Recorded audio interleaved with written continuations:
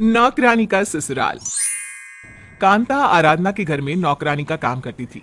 वो सुबह 2 घंटे के लिए आती, सुबह का काम करके दूसरी जगह चली जाती और शाम को फिर 2 घंटे के लिए आती और खाना बनाकर चली जाती।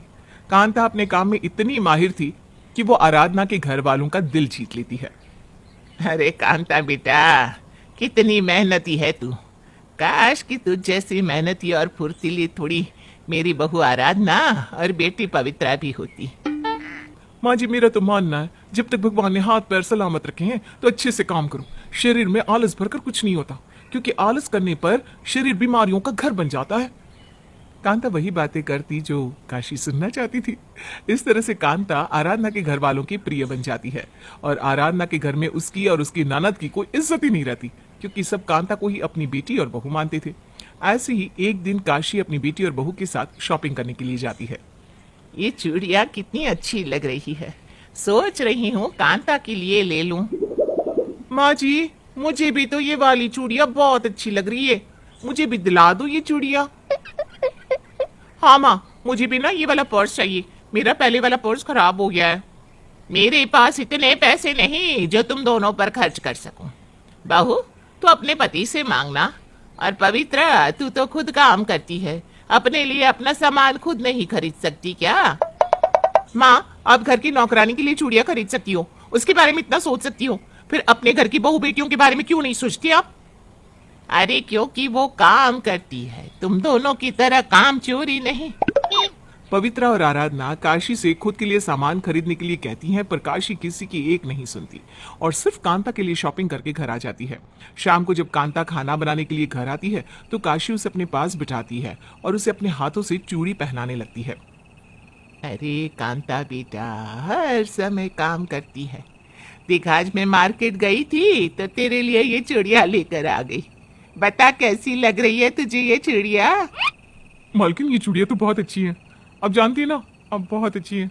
मैं और भी जगह काम करती हूँ, पर मेरे बारे में कोई इतना नहीं सोचता, बल्कि मुझसे ज्यादा काम करवाते हैं और पैसे भी सही से नहीं देते। मैं तो आपकी जैसा कोई अच्छा घर ढूंढ रही हूँ जहाँ मुझे पूरे दिन की नौकरी मिल जाए, मुझे काम के लिए इधर उधर भटकना ना पड़े। अगर ऐसी बात थी तो तूने मुझे पहले क्यों नहीं बताया? तुझे कहीं भटकने की जरूरत नहीं है। मैं तुझे महीने की सैलरी दे दूंगी। अब से तू पूरा दिन यहीं रहना और यहीं काम करना। मैं तो कहती हूँ तू रात को भी रुक सकती है, हमारे पास एक रूम भी तो खाली है। काशी की अच्छाई देखकर कांता बहुत खुश होती है। अब वो पूरा दिन काशी के घर में ही रहती और काम करती, जिस वजह से काशी भी कांता को अपने सर पर चढ़ा लेती है और उसे पूरे दिन आराम करने के लिए कहती रहती और अपनी बहू बेटी से काम करवाती। अरे कांता बेटा, कितना काम करती है, थोड़ा आराम भी कर लिया कर। आराधना बहू, बैठे बैठे शरीर मोटा हो जाएगा, थोड़ा काम कर ले। और कांता बेटा, तू मेरे साथ मेरे कमरे में आ, मेरे पैर दबा दे। माँ जी, मैं आपके पैर दबा सकती हूँ ना, आप कांता को काम करने के लिए पैसे देती हैं, आराम करने के लिए नहीं। मैं तुझे भी बहू बनाकर अपने घर में इसीलिए लेकर आई थी ताकि तू हमारी सेवा कर सके, पर तेरे रहते हुए मुझे तो नौकरानी रखनी पड़ी, है ना? अब ज्यादा नाटक मत कर और बहानेबाजी कम कर। ज्यादा बर्तन नहीं है, जा अच्छे से साफ कर ले। इस तरह से काशी कांता को अपने साथ कमरे में ले जाती है और उसके साथ पूरे दिन गप्पे मारती रहती। वहीं बेचारी आराधना घर के काम करती और शाम को जैसे ही पवित्र आती, काशी उसे भी काम पर लगा देती। ये सब देखकर पवित्रा और आराधना को बहुत गुस्सा आता है। इस कांता को देखकर तो ऐसा लग रहा है जैसे ये इसका ससुराल है और मैं इस घर की नौकरानी हूँ। सही कहा भाभी आपने, हमारे घर वाले हमारे साथ ऐसा कैसे कर सकते हैं? हमें कोई प्यार नहीं करता, सारा प्यार तो ये कांता ही लूटती जा रही है। आपको पता है, आज सुबह जब मैं ऑफिस जा रही थी ना, तो मैंने पिताजी से किराए के लिए थोड़े पैसे क्या मांग लिए, मुझे प्रवचन ही सुनाने लगे। और इस कांता को, जो हमारे घर में रहकर मुफ्त का खाती है, उससे बिना सवाल जवाब किए पैसे थमा दिए।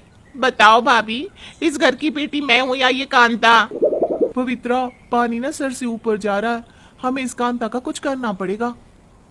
भाभी, हमें इसकी इज्जत इस घर में घटानी होगी और अपनी इज्जत बढ़ानी होगी, और ऐसा करने के लिए हमें किसी झूठे इल्जाम में इसे फंसाना होगा। अरे पर हम ऐसा क्या करें? भाभी, मेरे पास एक आइडिया है। अगर तुम्हारे पास आइडिया है तो देरी किस बात की, जल्दी से बताओ क्या करना है। मैं तो परेशान हो चुकी हूँ इस कांता से, अब मुझे ना इससे छुटकारा चाहिए। भाभी, माँ का एक हार है जो उन्हें पापा ने दिया था।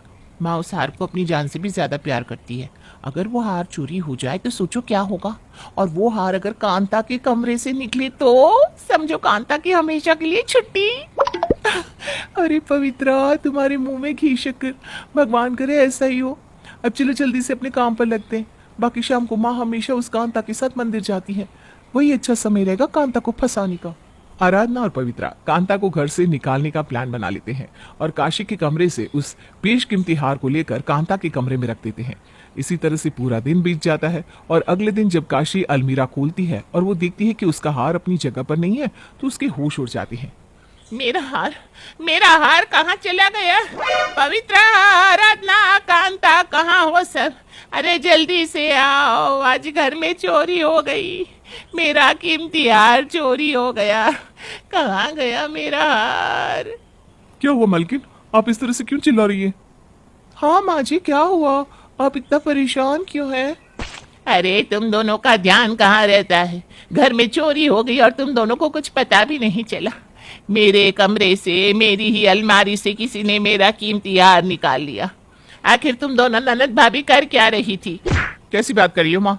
अगर घर में चोरी होती तो घर से और भी तो सामान गायब होता ना, सिर्फ आपका हार ही थोड़ी ना गायब होता। और वैसे भी आपके कमरे में कांता के अलावा और कौन आता है? आपने तो हम दोनों को आपके आसपास भी भटकने से मना किया है। माँ जी, अब फिक्र मत कीजिए, हार यहीं कहीं होगा, मैं ढूंढ देती हूँ। अब आराधना काशी की पूरी अलमीरा छान मारती है पर हार नहीं मिलता, जिसके बाद पवित्रा अपनी माँ से कहती है, आखिर हार गया कहाँ? माँ, मेरी मानो तो आप घर की ना तलाशी ले लो। क्या पता आपने हार को इधर उधर रख दिया हो या फिर किसी ने चोरी कर लिया हो और वो चोर हमारे ही घर का हो। पवित्रा के कहने पर अब काशी सभी के कमरे की तलाशी लेती है और वो हार आराधना के कमरे से निकलता है, जिस वजह से सारा झूठा इल्जाम आराधना के सर पर आ जाता है। बहू, तू इतना गिर सकती थी, मैंने कभी सोचा नहीं था। तू अपनी ही सास का हार चोरी कर रही है। अरे बेवकूफ, मेरे जाने के बाद ये सब कुछ तेरा ही तो होता, फिर तूने ये हरकत क्यों की? माँ जी, मैं आपकी कसम खाकर कहती हूँ, मैंने आपका हार चोरी नहीं किया।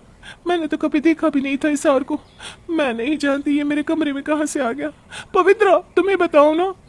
हाँ माँ, मुझे भाभी पर पूरा भरोसा है, वो कभी ऐसा नहीं कर सकती। भरोसा तो मुश्किल से बनता है छोटी मालकिन, और हार तो मेम साहब के कमरे से निकला है ना। अब इस सच को झुठलाया भी तो नहीं जा सकता, और वैसे भी किसके मन में क्या चल रहा हो कोई नहीं जानता। इतना बोलकर कांता मुस्कुराने लगती है। उसकी मुस्कुराहट देखकर आराधना और पवित्रा समझ जाती हैं कि ये चाल कांता की ही है।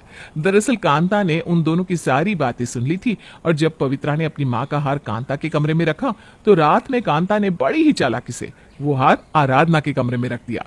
इस तरह से पवित्रा और आराधना की चाल उन्हीं पर उल्टी पड़ जाती है।